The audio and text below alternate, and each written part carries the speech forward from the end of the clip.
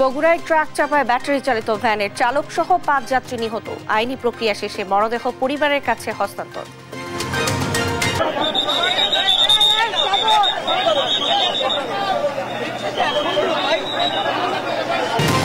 রাজধানীর খিলগাঁওয়ের তালতলার সমিল ও গাড়ির গ্যারেজে আগুন। করাইল বস্তিতে পুড়ল কয়েকটি ঘর।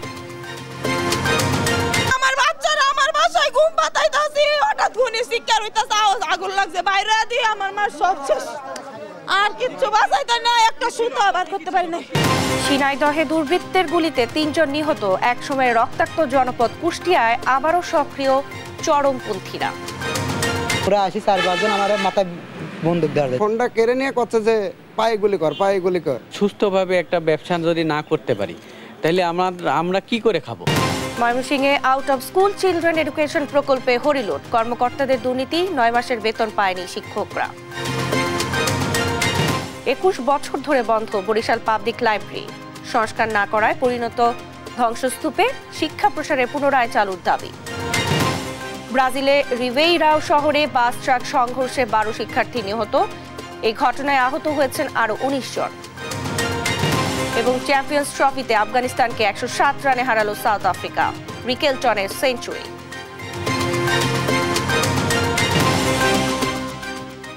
দেখছিলেন শিরোনাম সংবাদ সকালে, সঙ্গে আছি আমি শারমিন নাসি।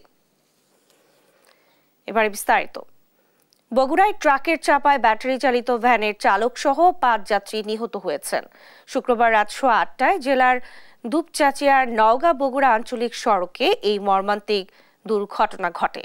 প্রত্যক্ষদর্শীরা জানান, কাজ শেষে শুক্রবার রাতে অটো ভ্যানে করে বাড়ি ফিরছিলেন ৫ শ্রমিক।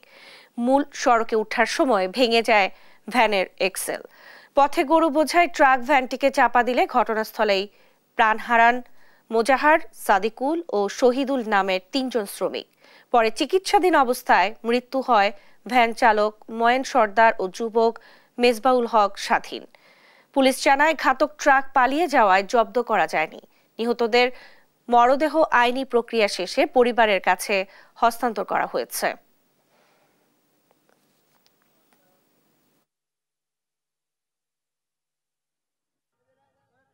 আমরা রাত ৮টার দিকে জানতে পারি যে দুপচাচিয়া মেইল বাস স্ট্যান্ডে একটা ভ্যানের সাথে ট্রাকের সংঘর্ষে ভ্যানে ৬ জন যাত্রী ছিল, স্পটে ৩ জন মারা যায়। রাজধানীর খিলগাঁওয়ের তালতলা এলাকায় একটি সমিল ও গাড়ির গ্যারেজে ভয়াবহ অগ্নিকাণ্ড ঘটেছে। শুক্রবার রাত ৮টার দিকে লাগা এই আগুন প্রায় ২ ঘন্টার চেষ্টায় নিয়ন্ত্রণে আনে ফায়ার সার্ভিসের ৯টি ইউনিট। আগুনে গ্যারেজে থাকা বেশ কয়েকটি গাড়ি পুড়ে গেছে। ক্ষতিগ্রস্ত হয়েছে আশপাশের ব্যবসা প্রতিষ্ঠান, তবে কোনো হতাহতের খবর পাওয়া যায়নি। আলী আক্কাস আকাশের প্রতিবেদন। সমিলে লাগা আগুন মুহূর্তেই আশেপাশের দোকানে ছড়িয়ে পড়তে থাকে। এ সময় সমিলের পাশে থাকা ১৫টির অধিক গাড়ির গ্যারেজে আগুন ছড়িয়ে পড়লে পুড়ে যায় বেশ কয়েকটি গাড়ি। গ্যারেজে থাকা সিলিন্ডার বিস্ফোরিত হওয়ায় আগুন নিয়ন্ত্রণে ব্যাগ পোহাতে হয় ফায়ার সার্ভিসের কর্মীদের। গাড়ি পুড়ে যাওয়া ও ব্যবসা প্রতিষ্ঠান ক্ষতিগ্রস্ত হওয়ায় কান্নায় ভেঙে পড়েন ভুক্তভোগীরা। আমার ৭টা গাড়ি রেট হয়ে গেছে, আমার গাড়িটা ওই গ্যারেজ থেকে ওই সোয়ামিনে মেলেতে আগুন লাগছে, সোয়ামিনে মেলেতে লাগে আমার গাড়িটি ঘুরছে। একটা ফার্স্ট গাড়ি ব্লাস্ট হইলো, গাড়িটা ব্লাস্ট হওয়ার সাথে আরো ২-৩টা গাড়ি ব্লাস্ট হয়েছে। এইভাবে আগুনটা আর কি বাড়তেছিল, আগুন ধরছিল অল্পই। এই জায়গায় যখন আগুন লাগছে ধীরে ধীরে এই আগুনটা চারদিকে আস্তে আস্তে ছড়িয়ে গেছে, যা বিভিন্ন আশেপাশে যত দোকান গ্যারেজ আছে এই জায়গায় সবগুলা গ্যারেজের গাড়ি ঘোড়া আস্তে আস্তে ধাও ধাও করে জ্বলতেছে। সিলিন্ডার না হলো ৪-৫টা ফুটছে। আমরা এখানে ৭টা দিকে আইছি, দেখি খালি আগুন ধরতে আছে, পানি দিতে আছে, কিন্তু আগুন নিবে না, পানি দিতে আছে, আগুন বাড়তে আছে। ফায়ার সার্ভিস জানায়, প্রাথমিকভাবে আগুন লাগার কারণ ও ক্ষয়ক্ষতির পরিমাণ জানা যায়নি। এছাড়া এখন পর্যন্ত হতাহতের কোনো খবর পাওয়া যায়নি। বিদ্যুতের শর্ট সার্কিট থেকে হতে পারে, সুতরাং এটা এখন বলা যাচ্ছে না, এটা তদন্ত সাপেক্ষে আমরা বলতে পারবো। আমরা এখন পর্যন্ত কোনো আহত নিহতর সংবাদ পাইনি এবং আমাদের সবাই আল্লাহর রহমতে ভালো আছেন। ফায়ার সার্ভিসের ২ ঘন্টার বেশি সময়ের ৯টি ইউনিটের চেষ্টায় আগুন ধীরে ধীরে নিয়ন্ত্রণে আসে। আশপাশে আর ছড়িয়ে পড়ার শঙ্কা নেই বলে জানায় ফায়ার সার্ভিস। এই পর্যন্ত আমরা ৯টি ইউনিট কাজে লাগাতে পেরেছি, আর আমাদের 4টি ইউনিট এখানে চলে আসছে, বাট কাজ করতে পারে নাই। আলী আক্কাস আকাশ, দেশ টিভি, ঢাকা। ফায়ার সার্ভিসের ৮টি ইউনিটের প্রায় পৌনে ১ ঘন্টার চেষ্টায় নিয়ন্ত্রণে এসেছে রাজধানীর বনানীর করাইল বস্তির আগুন। এর আগে শুক্রবার দিবাগত রাত পৌনে ১টার দিকে অগ্নিকাণ্ডের সূত্রপাত ঘটে। খবর পেয়ে প্রথমে ৫টি ও পরে ফায়ার সার্ভিসের আরও ৩টি গাড়ি যুক্ত হয়ে আগুন নিয়ন্ত্রণে আনে। আগুনের ঘটনায় বেশ কয়েকটি ঘর পুড়ে ছাই হয়ে যায়। তবে স্থানীয় ও ফায়ার সার্ভিসের সদস্যদের তৎপরতায় আশপাশের ছড়ানোর আগেই নিয়ন্ত্রণে আসে বস্তির আগুন। বস্তিতে বসবাসকারী অনেকেরই আগুন নিয়ন্ত্রণের প্রশিক্ষণ থাকায় বড় দুর্ঘটনা হয়নি মন্তব্য করে ফায়ার সার্ভিস বলছে, পরবর্তী তদন্ত সাপেক্ষে আগুন লাগার কারণ ও ক্ষয়ক্ষতির বিষয়ে বিস্তারিত জানা যাবে। শুনলাম যে ১৯ নং আগুন লাগছে, তো আমরা শোনার পরে আমরা দৌড়ে আসি, মানুষের জন্য মানুষ, তো আমরা দৌড়ে যাই আগুন আমরা যা পারলাম যতটুকু সামর্থ্য ছিল ততটুকু করছি ভাই। আমরা ঘরে আমি আমার বাচ্চারা আমার বাসায় ঘুম পাতাইতাছি, হঠাৎ শুনি চিৎকার হইতাছে, আগুন লাগছে, বাইরে দিয়ে আমার মা সব শেষ, আর কিচ্ছু বাঁচাইতে না, একটা সুতো আবার করতে পারি না। মোট ৮টা পানিবাহী গাড়ি সহ অগ্নি নির্বাপন গাড়ি এখানে এসেছে এবং ৮টা গাড়ি কাজ করেছে। আগুনটা খুব দ্রুত নিয়ন্ত্রণে আনা সক্ষম হয়েছে। ঝিনাইদহে নিষিদ্ধ ঘোষিত সংগঠন পূর্ব বাংলার কমিউনিস্ট পার্টির কথিত সামরিক কমান্ডার ২ সঙ্গী সহ দুর্বৃত্তদের গুলিতে নিহত হয়েছেন। শুক্রবার রাতে এই ঘটনা ঘটে। খবর পেয়ে পুলিশ রাত 12:30টার দিকে ঝিনাইদহের শৈলকুপা উপজেলার ত্রিবেণী ইউনিয়নের রামচন্দ্রপুর শ্মশানঘাট এলাকার একটি ক্যানালের পাশ থেকে তাদের মরদেহ উদ্ধার করে। ৩ জনের মাথায় গুলির চিহ্ন রয়েছে। নিহতদের মধ্যে 2 জনের পরিচয় মিলেছে। এরা হলেন হরিণাকুণ্ড উপজেলার আহাদনগর গ্রামের হানিফ আলী ও তার শ্যালক শ্রীরামপুর গ্রামের লিটন। শৈলকুপা থানার ওসি মাসুম খান খবরের সত্যতা নিশ্চিত করেছেন। নিহত হানিফ মৃত্যুদণ্ডপ্রাপ্ত আসামি ছিলেন। প্রশাসনের মাধ্যমে জানতে পারি যে এখানে 3টি মার্ডার হয়েছে এবং হলো যে 2টা মোটরসাইকেল পড়ে আছে। ডেড বডির ঠিকানা আইডেন্টিফাই করেছে, তার নাম হানিফ। আমরা তদন্ত সাপেক্ষে আমরা আইনগত ব্যবস্থা নিব। কারা মারলো বা কেন মারলো এই সংক্রান্তে আমাদের এখনো কোনো তথ্য নেই, আমরা বিষয়টা তদন্তাধীন। একসময় রক্তাক্ত জনপদ খ্যাত কুষ্টিয়ায় আবারও মাথাচাড়া দিয়ে উঠেছে চরমপন্থী সন্ত্রাসী বাহিনী। প্রভাব বিস্তারে সরকারি বেসরকারি দপ্তরে দিচ্ছেন প্রকাশ্যে অস্ত্রের মহড়া, করছেন গোলাগুলি, চালাচ্ছেন বোমা হামলা। ফলে উদ্বিগ্ন বিভিন্ন প্রতিষ্ঠানের কর্মকর্তা কর্মচারীরা। আতঙ্ক বাড়ছে জনমনে। পুলিশ বলছে সন্ত্রাসীদের আইনের আওতায় আনতে কাজ শুরু করেছেন তারা। ইরফান রানার ক্যামেরায় কুষ্টিয়া থেকে নাহিদ হাসান তিতাসের রিপোর্ট। 18 ফেব্রুয়ারি রাত 11টা হঠাৎ 10-12 জন মুখোশধারী সন্ত্রাসী অস্ত্র হাতে গুলি করতে করতে প্রবেশ করে কুষ্টিয়ার গড়াই নদীর বালুরঘাটের ঠিকাদারি প্রতিষ্ঠান প্রিয়াঙ্কা ব্রিক্সে। এ সময় সন্ত্রাসীরা অস্ত্রের মুখে জিম্মি করে এখানকার কর্মচারীদের, গুলি করে ম্যানেজার সামিউল ইসলামের পায়ে, লুটপাট করে নিয়ে যায় টাকা পয়সা সহ মূল্যবান জিনিসপত্র। আমার ভিতর থেকে কলসাপি ডেকে নিয়ে আসি, পাই ঠেকায় গুলি করলো, যা টাকা পয়সা ছিল প্রায় 2 লক্ষ টাকা, ওইগুলো নিয়ে যাই। এখন ওরা আসি 4-5 জন আমার মাথায় বন্দুক ধরে কষ্ট, তোরা কথা বলবি না, চাবি না, তোরা কথা বলে তোরা গুলি করে মারি দেবো। আমার ফোনটা কেড়ে নিয়ে করছে যে পায়ে গুলি কর। আর একজন বলছে যে না, গুলি করার দরকার নেই, ফোন নিয়ে চলো। এর আগে গত 3 ফেব্রুয়ারি কুষ্টিয়ার পানি উন্নয়ন বোর্ড অফিসে প্রকাশ্য দিনে দুপুরে কয়েক রাউন্ড গুলি চালাই অস্ত্রধারী সন্ত্রাসীরা। একইভাবে গড়াই নদীর ড্রেজিং প্রকল্প সহ দৌলতপুরের একটি ব্রিজ নির্মাণ কাজেও চালানো হয় বোমা হামলা। ফলে এক সময়ের চরমপন্থীদের অভয়ারণ্য খ্যাত কুষ্টিয়ায় আবারও সন্ত্রাসী গোষ্ঠীগুলো মাথাচাড়া দিয়ে ওঠাই উদ্বেগ বাড়ছে জনমনে। দ্রুত সময়ের মধ্যে সন্ত্রাসীদের আইনের আওতায় আনার দাবি সংশ্লিষ্টদের। ভয় মানে কি, আমার আবাসনবাসী তো একদম ফুল আতঙ্ক বিরাজ করতেছে। আমরা যদি সুস্থভাবে একটা ব্যবসা যদি না করতে পারি তাহলে আমরা কি করে খাবো? গড়াই প্রজেক্টে অবস্থিত 6টি ডিজারের স্টাফ এখন ভয়ভীতির মধ্যে আছে। এই ভয়ভীতির কারণে ড্রেজিং কাজ মারাত্মকভাবে বাধাগ্রস্ত হচ্ছে। তবে পুলিশ বলছে বোমা হামলা ও গোলাগুলির ঘটনার সিসি ফুটেজ সংগ্রহ করে বিশ্লেষণ করছেন তারা। দ্রুতই অপরাধীদের আনা হবে আইনের আওতায়। কিছু আমরা ফুটেজও পাইছি, সেটা নিয়ে আমরা দেখতেছি। ফুটেজ দেখে আমরা আগাচ্ছি, কেমন আমরা কাজ করতেছি, সেই কাজ অনুযায়ী দেখা যাক কি হয়। দ্রুত সময়ের মধ্যে সন্ত্রাসীদের আইনের আওতায় আনা না গেলে থমকে যেতে পারে জেলার চলমান উন্নয়নমূলক কাজ, এমনটিই মনে করছেন ঠিকাদার সহ সরকারি দপ্তরের কর্মকর্তারা। নাহিদ হাসান তিতাস, দেশ টিভি, কুষ্টিয়া। আইন শৃঙ্খলা রক্ষাকারী বাহিনী বিশেষ অভিযান অপারেশন ডেভিল হান্টে সারা দেশ থেকে আরও 461 জনকে গ্রেফতার করা হয়েছে। এছাড়া অন্যান্য মামলা ও ওয়ারেন্টের আরও 1189 জনকে গ্রেফতার করা হয়। সব মিলিয়ে সারা দেশ থেকে গত 24 ঘন্টায় গ্রেফতার হয়েছেন 1650 জন। শুক্রবার বিকেলে পুলিশ সদর দপ্তর থেকে পাঠানো এক সংবাদ বিজ্ঞপ্তিতে এই তথ্য জানানো হয়। পুলিশ সদর দপ্তর জানিয়েছে, আসামি গ্রেফতারের পাশাপাশি অস্ত্র উদ্ধার করেছেন অভিযান পরিচালনাকারী কর্মকর্তারা। 24 ঘন্টার অভিযানে একটি বিদেশি পিস্তল ও 6 রাউন্ড গুলি সহ বিভিন্ন অস্ত্র উদ্ধার করা হয়।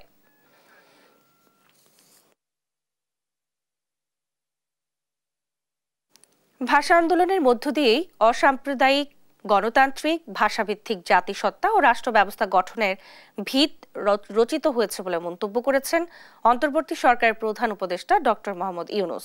মাতৃভাষা ছাড়াও অন্য ভাষা শেখার গুরুত্ব তুলে ধরে তিনি বলেন, নতুন পৃথিবীতে যে দেশের প্রযুক্তি প্রাধান্য অর্জন করতে থাকবে তার সঙ্গে প্রাধান্য অর্জন করবে সে দেশের ভাষাও। সাইফুল রিপনের প্রতিবেদনে বিস্তারিত।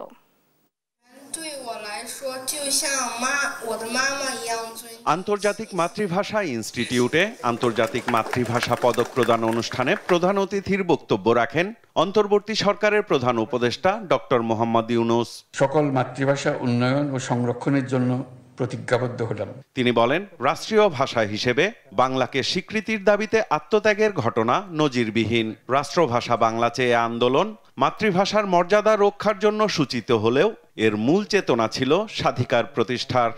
জাতির মুক্তি সংগ্রামের ইতিহাসে ভাষা আন্দোলনের গুরুত্ব অপরিসীম। এই আন্দোলনের মধ্য দিয়ে একটা অসাম্প্রদায়িক গণতান্ত্রিক ভাষাভিত্তিক জাতিসত্তা গঠনের ভিত রচিত হয়েছে। রাষ্ট্রভাষা বাংলা এই আন্দোলন বাঙালির মাতৃভাষা বাংলার মর্যাদা রক্ষার জন্য সূচিত হলেও এর মূল চেতনাটি ছিল স্বাধিকার প্রতিষ্ঠা করা।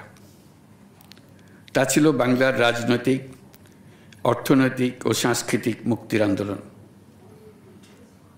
তাই বাঙালির কাছে 21 মানে মাথা নত না করার দৃঢ় প্রত্যয়। 52-র 21শে ফেব্রুয়ারি তাই শুধু বেদনার্থ অতীতকে স্মরণ করে অশ্রু বিসর্জনের দিন নয়, বরং এক অবিনাশী প্রেরণা, সকল ধরনের অন্যায়, অবিচার, ষড়যন্ত্রের বিরুদ্ধে রুখে দাঁড়ানোর বীজমন্ত্র। নতুন ভাষা শিখলেই পুরনো ভাষায় দুর্বল হয়ে পড়বে এমন ধারণার কোনো ভিত্তি নেই মন্তব্য করে প্রধান উপদেষ্টা বলেন, আমরা দ্রুত গতিতে নতুন পৃথিবী তৈরি করতে যাচ্ছি, যার পেছনে সবচেয়ে বেশি ভূমিকা নিত্য নতুন প্রযুক্তির। প্রযুক্তি সহ যে কোনো দিক দিয়ে একটি জাতি নেতৃত্ব দিলে সে জাতির ভাষার প্রতি মানুষের আগ্রহ বাড়বে বলেও মন্তব্য করেন প্রধান উপদেষ্টা। প্রযুক্তির প্রাধান্যের সঙ্গে আসে ভাষার প্রাধান্য। যে দেশের প্রযুক্তি পৃথিবীতে প্রাধান্য অর্জন করতে থাকবে তার সঙ্গে প্রাধান্য অর্জন করতে থাকবে প্রযুক্তিদাতা দেশের ভাষা। যে দেশ পৃথিবীতে নেতৃত্ব দেবে পৃথিবী সে দেশের ভাষার দিকে ঝুঁকে পড়বে, এটাই নিয়ম। এখন আমাদের জানা নেই কোন অজ্ঞাত নামহীন মাতৃভাষা পৃথিবী সম্পূর্ণ পাল্টে দেবে। অনুষ্ঠানে পদকপ্রাপ্তদের হাতে পদক তুলে দেন ডক্টর মোহাম্মদ ইউনূস। ব্যক্তি হিসেবে এবার আন্তর্জাতিক মাতৃভাষা পদক পেয়েছেন ভাষাবিজ্ঞানী অধ্যাপক আবুল মনসুর মোহাম্মদ আবু মুসা ও অনুবাদক জোসেফ ডেভিড উইন্টার। আর প্রতিষ্ঠান হিসেবে পদক পেয়েছে বাংলাদেশ দূতাবাস প্যারিস। 2025 সাইফুল রিপন, দেশ টিভি, ঢাকা। শুক্রবার অমর একুশে বইমেলায় ছিল লেখক, পাঠক আর দর্শনার্থীদের উপচে পড়া ভিড়। জমে উঠে বেচাকেনাও। মেলায় বাবা মার হাত ধরে শিশুরাও আসে বই কিনতে। জুলাই আন্দোলন ভিত্তিক বেশ কয়েকটি বই প্রকাশিত হয়েছে মেলায়। লেখকরা বলছেন, পরবর্তী প্রজন্ম এসব বই দেখে গণ অভ্যুত্থানকে হৃদয়ে লালন করবে। 52 আর 24 একই সূত্রে গাথা বলে অভিমত মেলায় আগতদের। বিস্তারিত সাদ আহমেদের রিপোর্টে। 21শে ফেব্রুয়ারি ঘিরে বাঙালির রয়েছে আলাদা আবেগ। শুক্রবার ভোর থেকে রাজধানীবাসীর গন্তব্য ছিল শহীদ মিনার। প্রভাত ফেরি আর হৃদয়ের বিনম্র শ্রদ্ধা অর্পণ শেষেই তারা ছুটে আসেন অমর একুশে বইমেলা প্রাঙ্গণে। পাঠক দর্শনার্থীদের এই জনস্রোত অস্তিত্বে আসা জায়গায় ভাষাকে ভালোবাসায়। সব বয়সী মানুষের উপস্থিতিতে সরব হয়ে ওঠে মেলা প্রাঙ্গণ। শহীদদের প্রতি শ্রদ্ধা ও ভালোবাসার প্রকাশ পেয়েছে মেলায় আগত পাঠক ও দর্শনার্থীদের পোশাকে। বড়দের হাত ধরে মেলায় আসে শিশু কিশোররাও। শিশু চত্বরে ছিল তাদের সরব উপস্থিতি। বাবা মায়ের কাছে ছিল গল্প, কবিতা আর ছড়ার বই কিনে দেওয়ার আবদার। ভালো ভালো গল্পের বই এবং আরো ছড়ার বই, আরো মানে শিক্ষণীয় বই কিনে দিতে বলেছে। অনেক ভালো লাগছে, জীবনে প্রথম আসছে বই মেলায়। আমাকে বলছিলাম ভূতের গল্প আর কবিতার গল্প কিনে দিতে। আমি অনেক মজা মজা গল্পের বই কিনেছি। অন্যদিকে শিশুদের জন্য মানসম্মত বই প্রকাশের কথা বলেন অভিভাবকরা। এখনকার যুগে যে ছেলে মেয়েগুলো যারা আছে এরা তো একটু পড়ালেখার চেয়ে আসলে আমাদের নেট জামানাটা একটু বেশি হয়ে গেছে। এটা অভিভাবকদের দোষ আমাদের সবার। তো এটা থেকে বের হওয়ার জন্য আপনি যেটা বললেন শিক্ষামূলক বইগুলো বেশি বেশি করে আনানো এবং অভিভাবককে সময় দিতে হবে সেই টাইপের গাইডেন্সগুলো দেওয়ার জন্য। অভিভাবকরা যেহেতু আমরা অনেক কিছু ভুলে যাচ্ছি সেগুলো দেখানোর জন্য আমরা হয়তো বইয়ে আরও নতুন কিছু ইনক্লুশন আনতে পারি। নানা বয়সী মানুষের ভিড় থাকলেও মেলায় তরুণদের উপস্থিতি ছিল বেশি। তারা বলছেন 24 আর 52 একই সূত্রে গাঁথা। জনগণ 52-তে আপোষ করে নাই। পাকিস্তানি স্বৈরাচারীদের হাত থেকে আর কি দেশকে রক্ষা করার জন্য আন্দোলন করেছে, তেমন 24-এও এক স্বৈরাচারীর হাত থেকে রক্ষা পাওয়ার জন্য আর কি ছাত্র জনতা আন্দোলন করেছে এবং দেশকে আবার স্বাধীন করেছে। অভ্যুত্থানকে অমর করে রাখতে বেশ কিছু বই বের করেছেন লেখকরা। তারা বলছেন পরবর্তী প্রজন্ম এই বই দেখে অভ্যুত্থানকে হৃদয়ে লালন করবে। আমি এই বইটি লিখেছি জুলাই আগস্টের আন্দোলনকে বাংলাদেশের ইতিহাসে স্মরণীয় করে রাখবার জন্য। যখন মানুষ জুলাই আগস্টের স্মৃতি ভুলে যাবে তখন এই বইটি বলে দিবে যে জুলাই আগস্ট কত নির্মম ছিল, আয়নাগর কত নির্মম ছিল। প্রাণের মেলবন্ধন আর ইতিহাসের ধারক হয়ে উঠুক অমর একুশে বইমেলা। নতুন প্রজন্ম তাদের মনের কথা বাংলাতেই প্রকাশ করবেন, সেই প্রত্যাশা সবার। সাদ আহমেদ, দেশ টিভি, ঢাকা। জামালপুরের বাজারগুলোতে কমেছে নিত্যপণ্যের দাম, তবে নোয়াখালীতে সবজির দাম কম থাকলেও বাড়ছে ইফতার উপকরণ ও মাছ মাংসের দাম। সেই সঙ্গে এই দুই জেলাতেই দেখা দিয়েছে সয়াবিন তেলের সংকট। বিস্তারিত জানাতে যুক্ত হচ্ছেন সহকর্মী রিয়াদ হাসান ও মাওলা সুজন। প্রথমেই যাচ্ছি জামালপুরে রিয়াদের কাছে। রিয়াদ, দ্রব্যমূল্যের দাম নিয়ে কি প্রতিক্রিয়া দেখছেন ক্রেতাদের মাঝে, বিস্তারিত জানাবেন।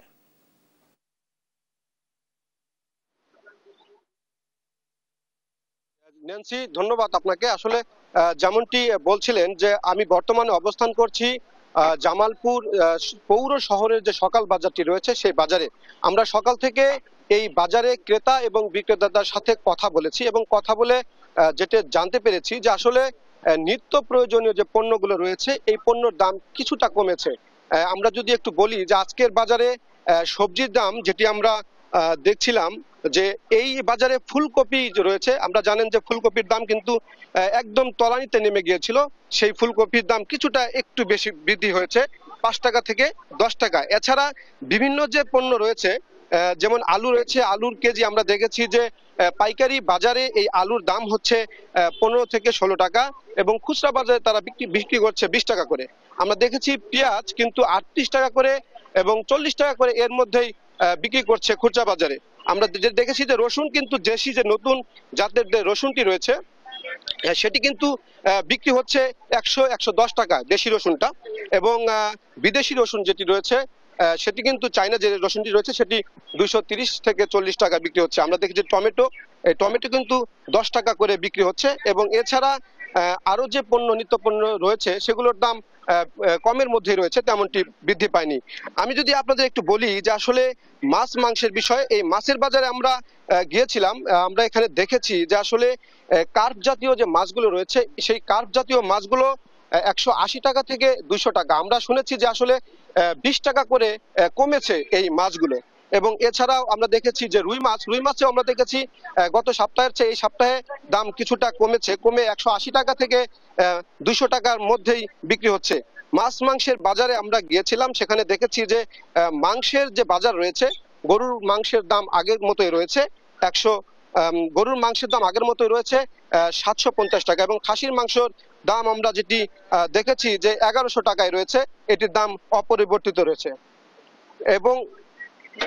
এবং আমরা যেটি দেখেছি সয়াবিন তেলের যে দাম সেটি কিন্তু অনেকটাই মানে সয়াবিন তেল পাওয়াই যাচ্ছে না। দোকানিরা যেটি বলেছে যে সয়াবিন তেলের যে বর্তমান দোকানে সয়াবিন তেল নেই, এবং পরিবেশকরা কিন্তু সয়াবিন তেল বিক্রির ক্ষেত্রে তাদেরকে এমন একটি অবস্থান দিয়েছে যে পণ্যগুলো চলে না সেই পণ্যগুলো নিতে দোকানদারদের বাধ্য করছে।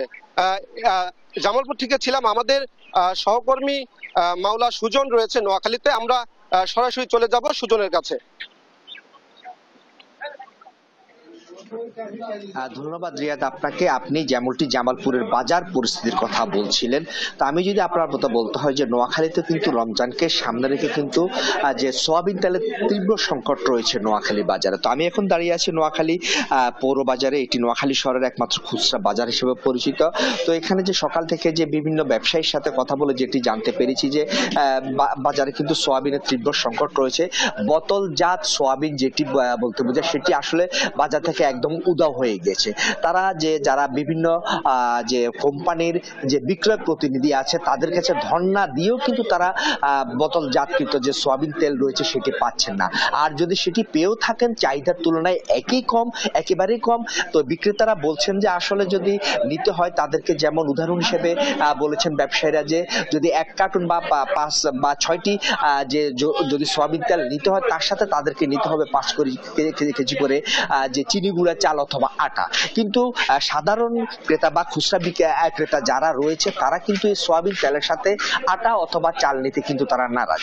তো এই ক্ষেত্রে তাদেরকে শুধু সয়াবিন তেল বিক্রি করলে কিন্তু আটা এবং যে চাল রয়ে যায় সেটি ক্ষেত্রে তাদেরকে কিন্তু লোকসান গুনতে হচ্ছে। ফলে এটি মেয়াদ উত্তীর্ণ হলে কিন্তু সেটি কোম্পানি আর ফেরত নিচ্ছে না। তো ফলে এই ক্ষেত্রে তারা কিন্তু বোতলজাত সয়াবিন যে তারা চেয়েও পাচ্ছেন না বিক্রেতাদের কাছে যারা কোম্পানি। তো আর অন্যান্য বাজার পরিস্থিতি সম্পর্কে যদি বলতে হয় নিত্য প্রয়োজনীয়, বিশেষ করে যে রমজানকে সামনে রেখে যে ছোলা রয়েছে, ছোলার বাজার কিছুটা বাড়তি রয়েছে। সর্বনিম্ন 100 থেকে 120-30 টাকা কেজি দরে বিক্রি হচ্ছে ছোলার।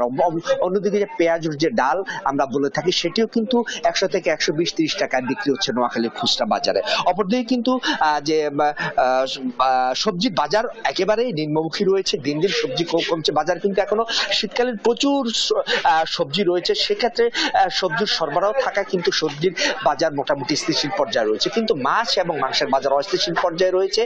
সকাল থেকে যেটি নোয়াখালী বাজারে দেখতে পেয়েছি যে মাছ, যে যশোর, সাতক্ষীরা সহ অন্যান্য খুলনা থেকে যেসব মাছ সরবরাহ আসতো সেগুলো না আসায় কিন্তু যে মাছের বাজার অস্থিতিশীল রয়েছে। একই সাথে যে স্থানীয় সরবরাহিত মাছ কিন্তু বাজারে কম রয়েছে। অপরদিকে গরুর মাংসের বাজার কিন্তু 800 টাকা কেজি দরে বিক্রি হচ্ছে। অন্যদিকে মুরগির বাজার দিন দিন বেড়ে চলছে। রমজানকে সামনে দেখে লেয়ার মুরগি বিক্রি 300 টাকা, যে ব্রয়লার মুরগি বিক্রি 200 টাকা, এবং দেশীয় যে হাইব্রিড এবং সোনালী কক রয়েছে সেটিও বিক্রি হচ্ছে 300 থেকে 320 টাকা কেজি দরে। তো অন্যদিকে সাধারণ ক্রেতারা জানিয়েছেন খুব শীঘ্রই যদি রমজানকে সামনে রেখে যদি বাজার মনিটরিং করা হয়, প্রশাসন নজরদারি থাকে, তাহলে যে বাজার পরিস্থিতির নিয়ন্ত্রণে আসবে। এ হচ্ছে নোয়াখালীর বাজার পরিস্থিতি নিয়ে আমার কাছে সর্বশেষ। নেন্সি। সুজন, আপনাকে ধন্যবাদ। সে সঙ্গে রিয়াদ, আপনাকেও ধন্যবাদ জানাচ্ছি। দর্শক, নোয়াখালী এবং জামালপুর থেকে আমাদের সঙ্গে যুক্ত হয়েছিলেন সহকর্মীরা। বিজিবি বিএসএফ মহাপরিচালক পর্যায়ের 4 দিনব্যাপী 55তম সীমান্ত সম্মেলন ভারতের নয়াদিল্লিতে অনুষ্ঠিত হয়েছে। সম্মেলনে বিজিবি মহাপরিচালক মেজর জেনারেল মোহাম্মদ আশরাফুজ্জামান সিদ্দিকীর নেতৃত্বে 13 সদস্যের বাংলাদেশ প্রতিনিধি দল অংশগ্রহণ করেন। অপরদিকে বিএসএফ মহাপরিচালক দলজিৎ সিং চৌধুরীর নেতৃত্বে 13 সদস্যের প্রতিনিধি দল সম্মেলনে অংশ নেন। সম্মেলনে বিজিবি মহাপরিচালক সীমান্তে বাংলাদেশি নাগরিকদের নিহতের বিষয়ে গভীর উদ্বেগ প্রকাশ করেন এবং সীমান্ত হত্যার ঘটনা শূন্যের কোটায় নামিয়ে আনতে প্রয়োজনীয় ব্যবস্থা গ্রহণের জন্য বিএসএফ মহাপরিচালকের প্রতি জোর আহ্বান জানান। সীমান্তের 150 গজের মধ্যে যে কোনো স্থায়ী স্থাপনা এবং কাঁটাতারের বেড়া নির্মাণের ক্ষেত্রে উভয় দেশের যথাযথ কর্তৃপক্ষের প্রতিনিধিদের সমন্বয়ে গঠিত যৌথ পরিদর্শক দলের পরিদর্শন ও যৌথ আলোচনার দলিলের ভিত্তিতে নির্মাণের ব্যাপারে গুরুত্বারোপ করা হয়।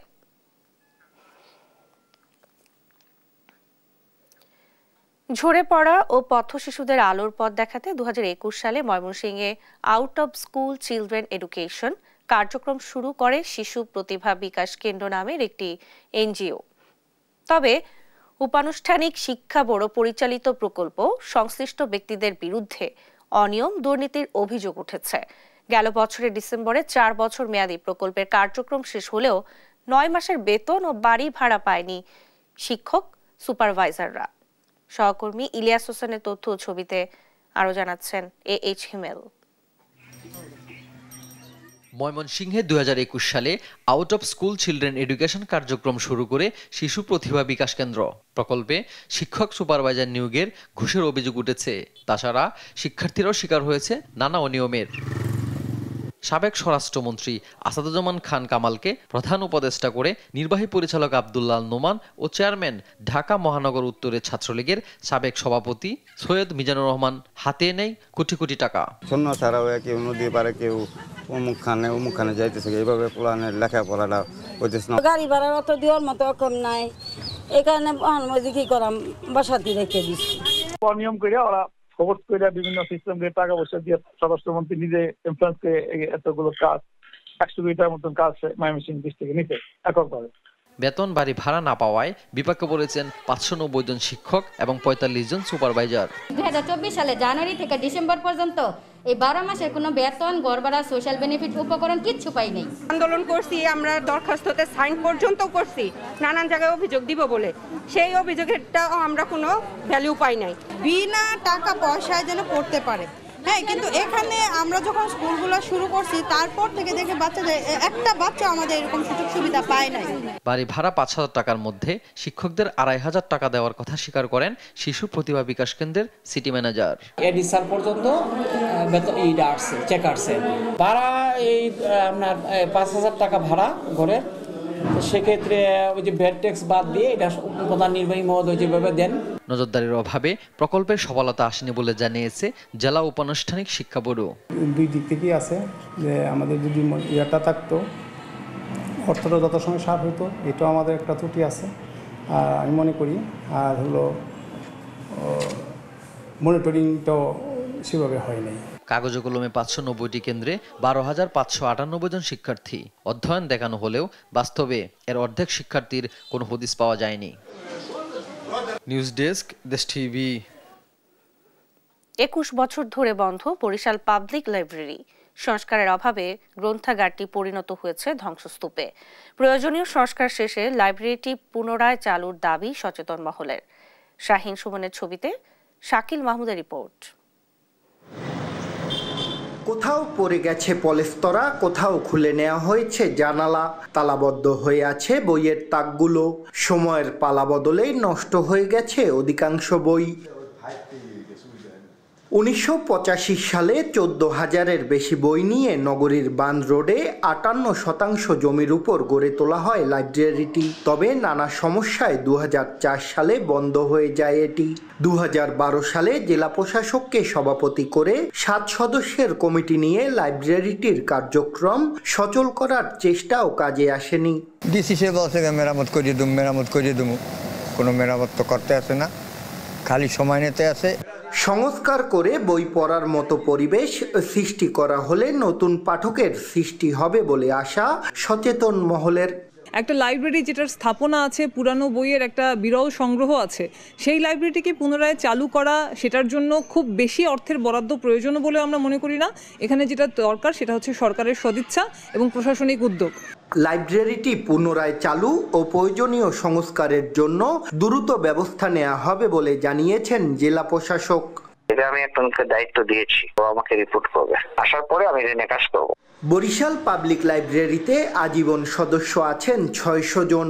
সবশেষ 1,100 জন সদস্য ছিল লাইব্রেরিটিতে। শাকিল মাহমুদ, দেশ টিভি, বরিশাল।